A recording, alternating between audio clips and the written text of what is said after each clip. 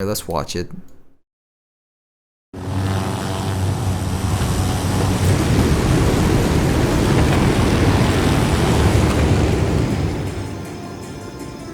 It looks better than Call of Duty at least. Is this indie game? Who made this game? No way an indie game company made all these forests and shit.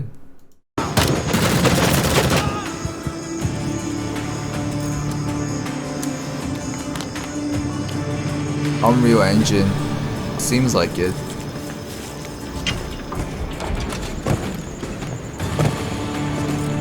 Oh, I can see a little bit of a goofy animations. Oh, CMS kit.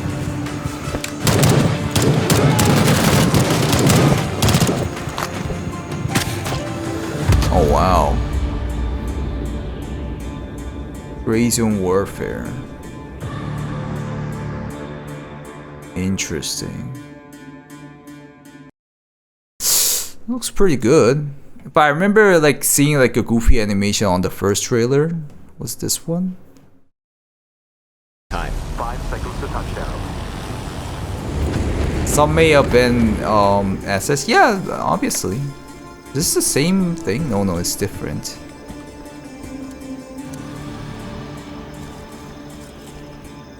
Get ready.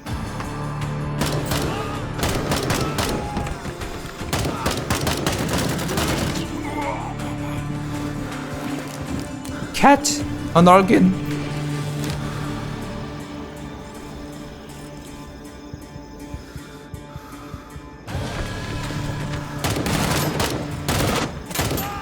It's like terrorists versus the USA again, I guess.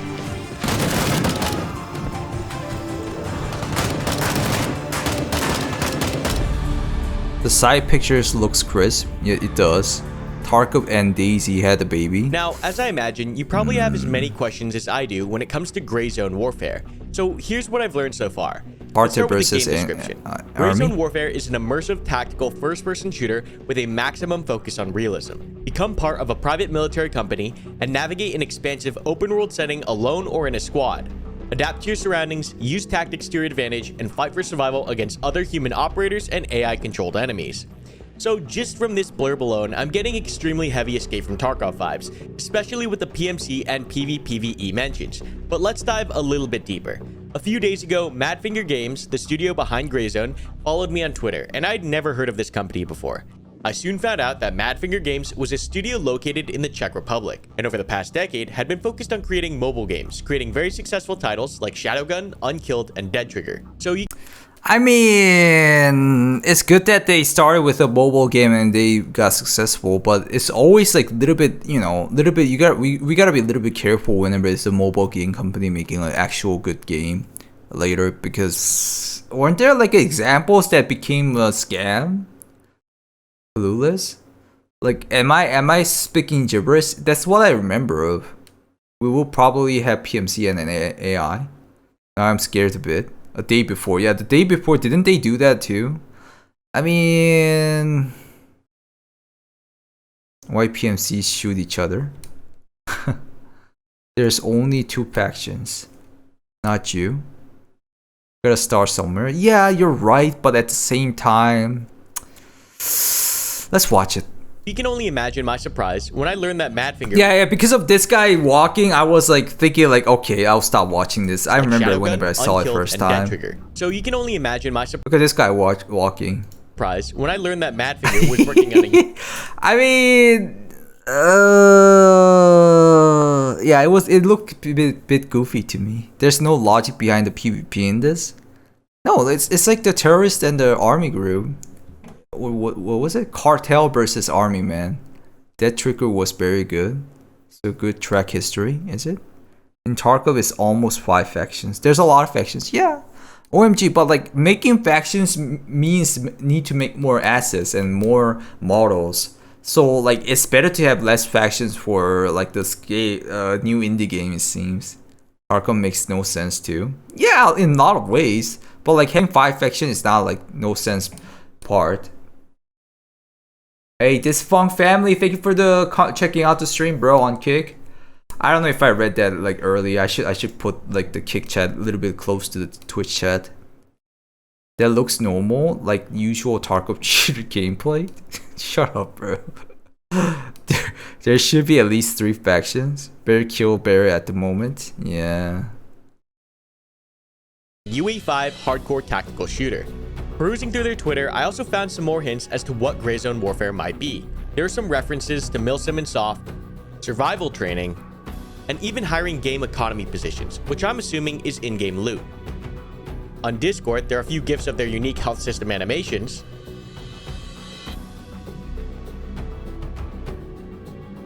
But that's a lot of work they put in the animation. And also loot and weapon parts. That's a lot of work they put in. So Wilsman, you didn't miss anything really. You're by yourself there. Both me and 3 other PMCs are doing for example, we should be friendly. Part customization. And all of these notes very much reinforce those Escape from Tarkov extraction vibes. Greyzone Warfare will take place in a 42 by 42 kilometer fictional Southeastern Asian country that remains persistent and living even when you aren't playing, which is actually really interesting and reminds me of The Division. It's also very, very ambitious. Players will be able to pick between 3 factions to join in what I'm assuming will be open world PvP to gain valuable resources and maybe even take some ground. Now, this will be Madfinger's first PC and console title, which is a little bit concerning, I won't lie, but honestly, from everything that I've seen in this trailer, it looks like they're roughly on the right track. Another thing to keep in mind is that Madfinger is essentially a AAA development studio, with 10 years of experience and probably tons and tons of resources from their mobile game releases. Another one of my biggest concerns is how much of their monetization strategies and practices from mobile gaming will carry over into Greyzone. Yeah, the mobile phone gaming has a complete different monetization method compared to like PC games. It's gonna be completely different. I guess they're gonna sell the game like with prices like the day before. I should be comparing with the day before. It sounds like, you know, negative. But like that's the only way to sell the games really. If you start selling like battle passes, people immediately think, okay, this is a bad game and just dip the game. It just ends up being like that in PC game zone, to be honest. But that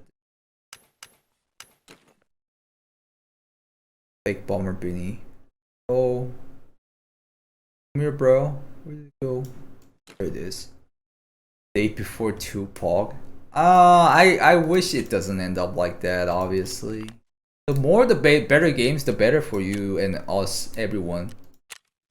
They will sell kits. Oh, sell kits? I think it will just be like Arena Breakout on mobile. Win? Oh yeah, definitely. Watch it both. Can't even begin to describe how happy I am to see another high-quality tactical FPS on the market. And from their funding, it does really look like they have the resources to make something like this happen. I just feel like it's been years since we've seen a good tactical FPS release, and these new UE5 environments are looking absolutely fantastic. By using Unreal Engine 5, Greyzone will be able to leverage things like Nanite for higher detailed textures and models, and Lumen for near-real dynamic lighting, which includes all of these distant shadows. But that pretty much wraps up my deep dive of everything that I've found in the past day. And now we'll kind of go through a frame-by-frame breakdown of my first impressions of the trailer, because there's a lot to unpack here. Okay. This guy's pretty good. Karma Cod. That's pretty good breakdowns he's making. I guess I've never been on when you've been live. I've been live so long, bro, this funk. But anyways, thank you for checking out. I prefer pay to win over cheat to win. Oh yeah, definitely, but you know. It looks tasty though. It doesn't mean if there's pay to win, there's no cheaters. It doesn't mean by that. Other the days before. I'm sorry, guys. The guys who love this game, the Greyzone Warfare.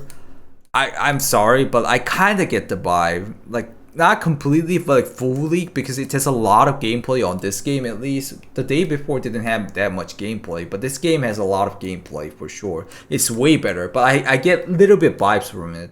A little bit. So off the rip here, we see a little bird, which already tells us some information. I think the max party size that you'll be able to go into is just off of these impressions right here with the Little Bird is going to be that 4v4, maybe 6-player squads. I don't think you're ever going to see anything larger than 8-man or 9-man just because of the Little Bird choice here. Of course, we're really reading into these things frame by frame, and this is completely speculation. This is alpha footage, or pre-alpha footage, I should say. Yeah, I think that's too deep dive. If he's gonna talk about those kind of stuff, I think it's too much. Yeah, but still pretty cool game, I think. Still pretty cool game.